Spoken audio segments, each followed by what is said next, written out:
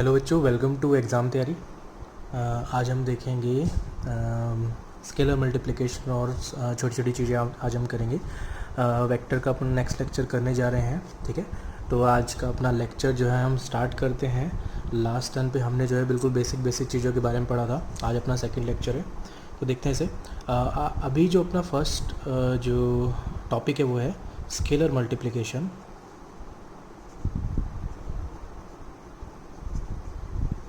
Scalar multiplication of a vector, मतलब जब हम एक वेक्टर को स्केलर के साथ मल्टीप्लाई करते हैं तो क्या कॉन्सिक्वेंसेस होते हैं वो हम देखेंगे। देखो, मान लो हमने कोई भी एक स्केलर है, कोई भी एक वेक्टर है, ए वेक्टर, उसे हमने एक स्केलर से मल्टीप्लाई किया है। क्या है वो स्केलर? लेट से वो स्केलर जो है वो लैम्डा है। तो जो नया वेक्टर निकल के आता है उसे मैंने क्या बोल दिया, बी वेक्टर बोल दिया। तो अपना जो बी वेक्टर जो है वो कितना हो जाएगा, लैम्डा इंटू ए वेक्टर हो जाएगा। भाई लैम्डा इज सम स्केलर मतलब नंबर, ठीक है। तो अब ये दो केसेस हो सकते हैं इस पर। देखो, लैम्डा जो है वो पॉजिटिव हो, first when lambda is positive. Second case क्या है, व्हेन लैम्डा इज़ नेगेटिव। मतलब एक बार लैम्डा पॉजिटिव हो, दूसरी बार क्या हो, लैम्डा नेगेटिव हो, ठीक है। अब देखो, जो भी अपना स्केलर होता है, देखो अगर हम वेक्टर को स्केलर के साथ मल्टीप्लाई करेंगे तो अपने को क्या मिलेगा, एक वेक्टर ही मिलता है। लेकिन जो नया वेक्टर अपने को मिलता है उसका मैग्नीट्यूड जो होता है वो लैम्डा टाइम्स हो जाता है। मतलब अगर इसे 2 से मल्टीप्लाई करोगे तो जो नया वेक्टर आएगा वो ओरिजिनल वेक्टर का ट्वाइस होगा मैग्नीट्यूड में। हाफ से मल्टीप्लाई करोगे तो हाफ होगा, 3 से मल्टीप्लाई करोगे तो 3 होगा। फॉर एग्जाम्पल, लेट से अपने पास एक ए वेक्टर है। मैंने क्या किया, इसे मैंने क्या किया, लेट से +2 से मल्टीप्लाई किया। +2 से मल्टीप्लाई करेंगे तो मैग्नीट्यूड कितना हो जाएगा, डबल हो जाएगा। लेकिन दो केसेस हैं, जब लैम्डा पॉजिटिव होता है तो डायरेक्शन चेंज नहीं होती है। लेकिन जब लैम्डा जो है नेगेटिव होता है, जिस स्केलर से मल्टीप्लाई कर रहे हैं वो अगर नेगेटिव है तो डायरेक्शन चेंज हो जाती है। तो अगर हम 2 से मल्टीप्लाई करेंगे तो क्या बनेगा, 2a वेक्टर बनेगा। तो मतलब मैग्नीट्यूड जो है वो डबल हो जाएगा। मैग्नीट्यूड डबल होने का मतलब ये जो लेंथ है वो सिंपली डबल हो जाएगी, लेकिन डायरेक्शन चेंज नहीं होगी। जो अब नया वेक्टर आएगा वो अपने ओरिजिनल वेक्टर की ही डायरेक्शन में होगा, ठीक है। अच्छा, अगर 3 से मल्टीप्लाई करते, +3 से मल्टीप्लाई करते तो जो अपनी मैग्नीट्यूड है वो ट्रिपल हो जाता, लेकिन डायरेक्शन अभी भी चेंज नहीं होती। लेकिन अगर सोचो इसे मैं माइनस से मल्टीप्लाई करता, -2 से मल्टीप्लाई करता, तो मैग्नीट्यूड तो अभी भी डबल होता, लेकिन डायरेक्शन जो है वो अपोजिट हो जाती। मतलब -2a किधर आता, -2a जो है वो पीछे की डायरेक्शन में आता, ठीक है। अच्छा, अगर इसे -3 से मल्टीप्लाई करते तो भी डायरेक्शन चेंज हो जाती, लेकिन इस बार जो मैग्नीट्यूड है वो ट्रिपल हो जाता, ठीक है। अच्छा, अगर -1 से मल्टीप्लाई करेंगे तो क्या होगा, -1 से मल्टीप्लाई करेंगे तो डायरेक्शन तो अपोजिट हो जाएगी, लेकिन मैग्नीट्यूड में कोई चेंज नहीं आएगा। क्योंकि किसी भी क्वांटिटी को अगर हम 1 से मल्टीप्लाई करते हैं तो वो क्वांटिटी वही रहती है। तो इसे नेगेटिव ऑफ वेक्टर भी बोलते हैं। मतलब अगर किसी वेक्टर को हम माइनस लेते हैं अगर किसी वेक्टर का, तो उसकी डायरेक्शन सिंपली क्या होती है, रिवर्स हो जाती है, ठीक है। तो ये अपना जो है सिंपल सा पॉइंट है। अपने को जो ध्यान रखना है कि स्केलर मल्टीप्लिकेशन क्या होता है। सिंपल सी बात है, अगर पॉजिटिव स्केलर से मल्टीप्लाई करते हैं तो नो चेंज इन डायरेक्शन। लेकिन जब अगर हम नेगेटिव स्केलर से मल्टीप्लाई कर देते हैं तो डायरेक्शन चेंजेस, ठीक है। तो डायरेक्शन जो है वो चेंज हो जाती है। छोटी सी बात जो है आपको ध्यान रखनी है, ठीक है। अब आगे बढ़ते हैं। नेक्स्ट देखो, नेक्स्ट टॉपिक जो है वो अपना है angle between two vectors. Angle between two vectors, दो वेक्टर्स के बीच में जो एंगल है वो हम कैसे देखते हैं, इसे हम देखते हैं। अब देखो, अब लेट से अपने पास दो वेक्टर हैं।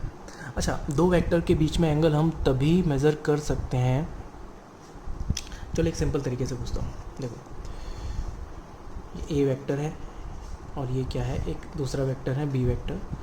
ये वाला जो एंगल है वो कितना है, 150 डिग्री है, ठीक है। तो मैं तुमसे पूछूं, बताओ ए वेक्टर और बी वेक्टर के बीच में एंगल कितना है, तो तुम्हारा आंसर क्या होगा। ए वेक्टर और बी वेक्टर के बीच में एंगल कितना है तो तुम्हारा आंसर क्या होगा।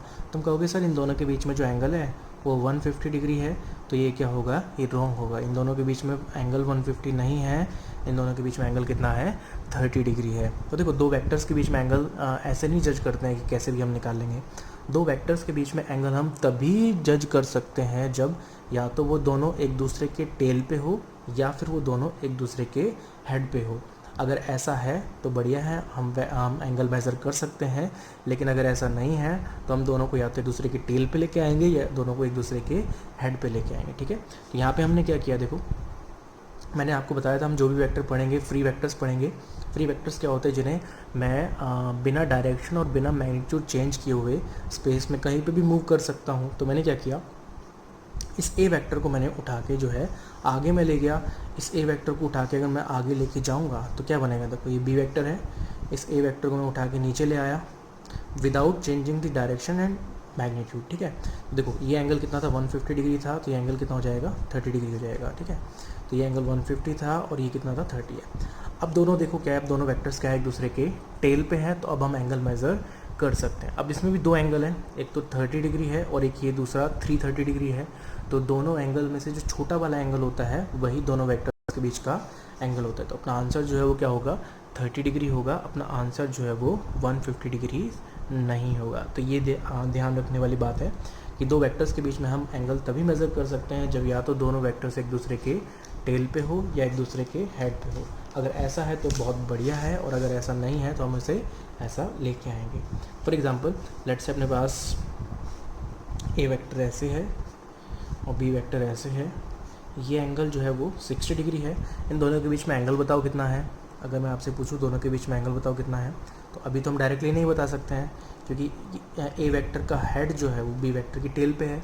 होना क्या चाहिए, या तो एक ए या तो जो है दोनों एक दूसरे की टेल पे हो या दोनों एक दूसरे के हेड पे हो। अगर ऐसा नहीं है तो हम करेंगे, देखो मैंने क्या किया, ए वेक्टर को एक्सटेंड कर लिया।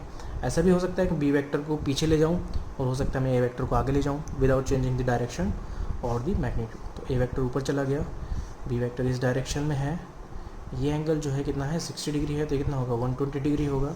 तो इन दोनों वेक्टर्स के बीच में एंगल कितना आएगा 120 डिग्री आएगा, 60 डिग्री नहीं आएगा। तो ये सिंपल सी चीज़ है जो हमें ध्यान देने वाली है कि दो वेक्टर्स के बीच में एंगल हम किस तरह से निकालते हैं। क्लियर है ये? चलो अब हम आते हैं अपने नेक्स्ट टॉपिक पे।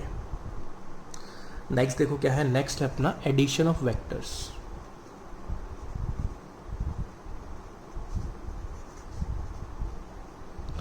हमने देखो स्केलर एडिशन देखा था। स्केलर एडिशन में हम क्या करते हैं, डायरेक्टली जो है अलजेब्रिक सम कर देते हैं। स्केलर सब्ट्रैक्शन में क्या करते हैं, डायरेक्टली सब्ट्रैक्ट कर देते हैं।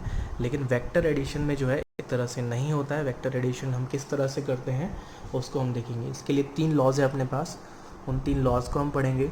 फर्स्ट जो है वो अपना triangle law of vector addition है, सेकेंड जो है parallelogram law of vector addition है, और थर्ड जो है अपना पॉलीगन लॉ है। तो पहले बढ़ते हैं हम triangle law of vector addition.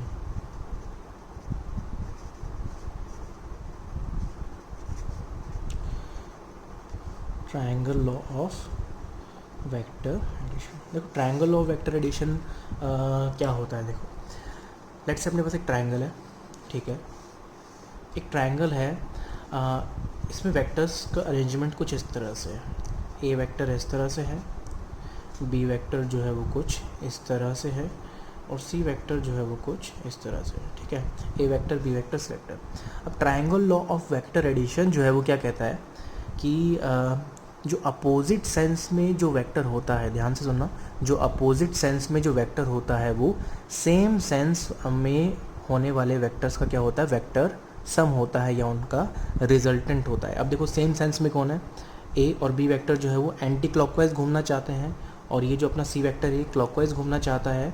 तो जो सी वेक्टर है ये सेम सेंस वालों के क्या है, अपोजिट है। मतलब ये सी वेक्टर जो है वो क्या होगा, ए और बी का रिजल्टेंट होगा या इनका समेशन होगा। तो सी वेक्टर को हम बोलेंगे sum of A vector and B vector, या फिर इसे बोला जाता है resultant of A vector and B vector. ठीक है, तो अपोजिट सेंस में जो वेक्टर होता है वो अपोजिट सेंस में जो वेक्टर होता है वो सेम सेंस वाले वेक्टर का क्या होता है, वो समेशन होता है या फिर रिजल्टेंट होता है। इसे ही हम क्या बोलते हैं, triangle law of vector addition. Clear है? अब देखते हैं हम next parallelogram law of vector addition.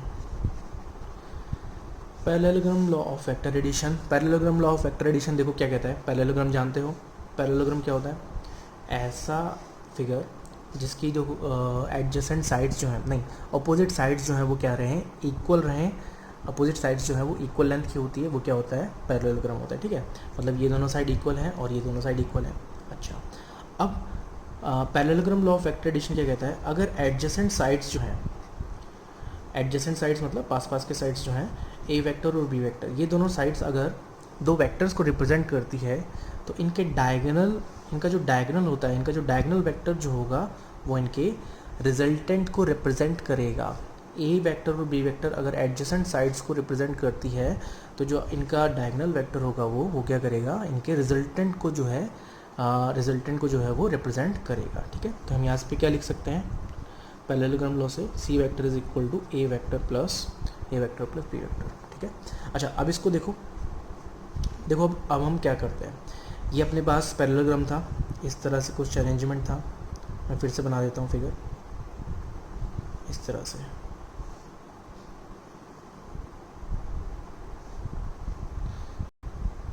मतलब ए वेक्टर यहाँ पे वेक्टर है और यहाँ पे वेक्टर है बी वेक्टर और ये सी वेक्टर इस तरह से। अब मैंने क्या किया, अब देखो मैं किसी भी वेक्टर को स्पेस में एक पॉइंट से दूसरे पॉइंट पर उठा के लेके जा सकता हूँ without changing its direction and magnitude. तो मैं बिना मैग्नीट्यूड और डायरेक्शन चेंज किए हुए मैं बी वेक्टर को उठा के यहाँ पे ले गया, उठा के लेके जब हम जाएंगे तो देखो कैसा बनेगा ये फिगर जो है कुछ इस तरह से बनता हुआ नज़र आएगा। देखो सी वेक्टर तो ऐसे है ही, ए वेक्टर भी ऐसे ही रखा हुआ है और बी वेक्टर को मैं ऐसे ले आया। तो देखो क्या ये मुझे बताओ इसमें ही कन्वर्ट हो गया क्या ये parallelogram law of vector addition जो है वो triangle law of vector addition में कन्वर्ट हो गया क्या? तो triangle law of vector addition और parallelogram law of vector addition बिल्कुल अलग अलग नहीं होते हैं, ये दोनों क्या हैं, एक ही सिक्के के दो पहलू हैं। क्लियर है ये कहानी? चलो बहुत बढ़िया। अब नेक्स्ट देखते हैं अपना polygon law of vector addition. Next देखो अब हम आते हैं polygon law of vector addition पे। देखो polygon law of vector addition क्या होता है, polygon law of vector addition. Polygon law of vector addition देखो क्या कहता है, लेट्स से अपने पास एक हेक्सागन है, ठीक है। अब वेक्टर्स जो हैं ये साइड जो है इनके वेक्टर्स को रिप्रेजेंट करते हैं। Let's say this is a vector, ये क्या है, बी वेक्टर है, ये क्या है, सी वेक्टर है, ये क्या है, डी वेक्टर है, ये क्या है, ई वेक्टर है और ये क्या है, एफ वेक्टर है। ठीक है, अच्छा अब polygon law of vector addition देखो क्या कहता है कि जो अपना अपोजिट सेंस में जो वेक्टर होता है वो सभी सेम सेंस वाले वेक्टर्स का क्या होता है, रिजल्टेंट होता है। मतलब हम लिख सकते हैं यहाँ पे क्या रिलेशन लिख सकते हैं बताओ, कि F vector is equal to A vector plus B vector plus C vector plus D vector plus E vector. ठीक है, ये अपना जो है पॉलीगन लॉ कहता है। अब इसका हम प्रूफ देख लेते हैं एक बार को, वैसे ज़रूरी नहीं है प्रूफ, पर चलो देख लेते हैं एक बार, प्रूफ समझ लेते हैं। ठीक है, अभी देखो triangle law of vector addition से ही आता है। कैसा आएगा देखो, इस हेक्सागन को मैं फिर से बना लेता हूँ। ठीक है, ऐसे था, ये अपना ए वेक्टर था, ये अपना जो है बी वेक्टर है, ये अपना सी वेक्टर है, ये डी वेक्टर है, ये ई वेक्टर है और ये एफ वेक्टर है। अब कुछ नए वेक्टर्स और ले लेते हैं। लेट्स से ये जो वेक्टर है अपना जी वेक्टर है, ये जो वेक्टर है अपना एच वेक्टर है, ये जो वेक्टर है अपना आई वेक्टर है। ठीक है, अब यहाँ से देखो, यहाँ ट्रायंगल लो, इसमें देखो ए बी और जी, ए बी और जी वाले ट्रायंगल में हम क्या लिख सकते हैं कि जो जी वेक्टर जो है ना वो ए वेक्टर और बी वेक्टर का रिजल्टेंट होगा। बोलो होगा नहीं होगा ट्रायंगल लो से, तो हम लिख सकते हैं A vector plus B vector is equal to G vector. ठीक है, अब देखो ये वाले ट्रायंगल में देखो जी सी एच में देखो जो एच वेक्टर है वो जी वेक्टर और सी वेक्टर का वेक्टर सम है, तो यहाँ पे हम लिख सकते हैं G vector plus C vector is equal to H vector. ठीक है, अब ये वाले ट्रायंगल में देखो जो एच वेक्टर और डी वेक्टर है सेम सेंस में है और ये तीसरा अपोजिट सेंस में है, तो जो आई वेक्टर होगा वो एच और डी का रिजल्टेंट होगा, तो हम लिख सकते हैं H vector plus D vector is equal to I vector. ठीक ठीक है। अब देखो और क्या लिख सकते हैं हम इस वाले ट्रायंगल में। देखो इस वाले ट्रायंगल से क्या रिलेशन आ रहा है कि जो आई वेक्टर और ई वेक्टर है उनका रिजल्टेंट क्या होगा, एफ वेक्टर होगा। तो यहाँ से हम लिख सकते हैं I vector plus E vector is equal to F vector. Addition कर दो सबका एडिशन करोगे तो देखो क्या बनेगा, A vector plus B vector plus G vector plus C vector plus H vector plus D vector plus I vector plus E vector is equal to G vector plus H vector plus I vector plus F vector. तो देखो क्या होगा, जी से जी गायब, H से H गायब, आई से आई गायब, यहाँ से एफ वेक्टर निकल के जाएगा अपने पास, ऊपर लिखो थोड़ा, ठीक है। एफ वेक्टर निकल के जाएगा अपने पास A vector plus B vector plus C vector plus D vector plus E vector. मतलब अपना जो रिलेशन था वो निकल के आ गया। मतलब जो भी अपना अपोजिट सेंस में जो वेक्टर होता है वो बाकी सेम सेंस वालों का क्या होता है, वेक्टर सम होता है। क्लियर है। चलो अब हम आगे बढ़ते हैं, कुछ और बातें करते हैं। अच्छा मान लो अगर सभी वेक्टर सेम सेंस में होते तब क्या रिलेशन आता, सभी वेक्टर सेम सेंस में होते तो क्या रिलेशन आता। देखो ये वेक्टर्स, सभी वेक्टर सेम सेंस में है, A vector B vector C vector D vector E vector और ये एफ वेक्टर है ना, ये भी जो है वो सेम सेंस में, सभी के सभी जो है एक क्लोज्ड लूप बना रहे हैं। ठीक है। तो इनका जो अभी इसका अगर हम रिलेशन लिखना चाहते हैं तो कैसे लिखते, तो मैंने आपको बताया जो वेक्टर अपोजिट सेंस में होता है वो बाकी सबका वेक्टर सम होता है। तो क्या मैं इसे ऐसे लिख सकता हूँ क्या, देखना ध्यान से, इस हेक्सागोन को मैं फिर से बना देता हूँ। तो ये ए वेक्टर तो वैसे ही है, बी वेक्टर भी वैसे ही है, सी वेक्टर भी वैसे ही है, डी वेक्टर भी वैसे ही है, ई वेक्टर भी वैसे ही है। देखो एफ वेक्टर अगर नीचे है तो माइनस एफ किधर होगा, ऊपर की तरफ होगा, वही अपोजिट हो जाता है ना। अगर किसी वेक्टर को माइनस से मल्टीप्लाई करते हैं तो उसका मैग्नीट्यूड चेंज नहीं होता है लेकिन डायरेक्शन अपोजिट हो जाती है। अब क्या है, देखो ये पहले वाला जो रिलेशन निकल के आ रहा है कि जो माइनस एफ वेक्टर है वो बाकी सबका रिजल्टेंट होगा। तो यहाँ से हम लिख सकते हैं minus F vector is equal to A vector plus B vector plus C vector plus D vector plus E vector. तो ये उधर चला जाएगा, तो A vector plus D B vector plus C vector plus D vector plus E vector plus F vector is equal to 0 vector.